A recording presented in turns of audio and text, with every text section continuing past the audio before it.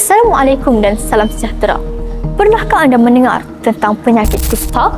Apakah yang terlintas di fikiran anda apabila mendengar penyakit itu? Takut?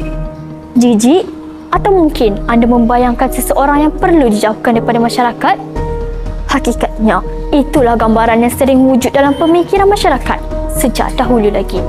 Penyakit kusta sering dikaitkan dengan ketakutan, kutukan dan diskriminasi.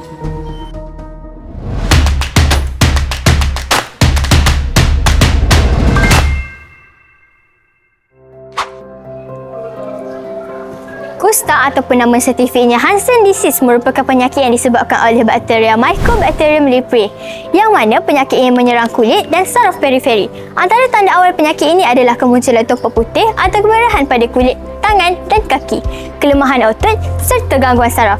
Dalam sesetengah keadaan, pesakit mungkin tidak menyedari bahawa mereka mengidap penyakit ini kerana simptom awal tidak menyebabkan kesakitan yang ketara. Namun, sekiranya ia tidak dirawat dengan awal, maka ia boleh menyebabkan kerosakan saraf yang boleh membawa kepada kecacatan kekal anggota badan.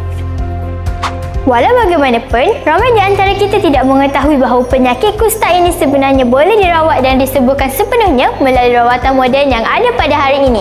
Menurut Kementerian Kesihatan Malaysia, antara rawatan utama untuk merawat penyakit kusta ini adalah multi-drug terapi MDT, yang mana rawatan ini melibatkan gabungan beberapa jenis ubat yang diberikan secara berterusan mengikut tahap penyakit pesakit.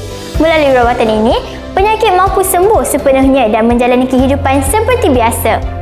Oleh sebab itu, stigma dan diskriminasi terhadap pesakit kusta perlu dihentikan. Antara kaedah utama untuk menghentikan stigma pada pesakit ini ialah melalui pendidikan dan penyebaran maklumat yang tepat. Ia bagi memberikan kesedaran kepada masyarakat secara amnya bahawa penyakit kusta ini boleh dirawat dan mampu sembuh sepenuhnya.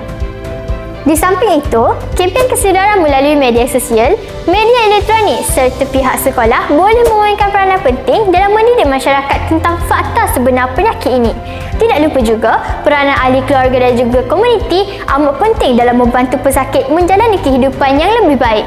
Sokongan emosi daripada orang sekeliling mampu meningkatkan keyakinan diri pesakit untuk meneruskan rawatan.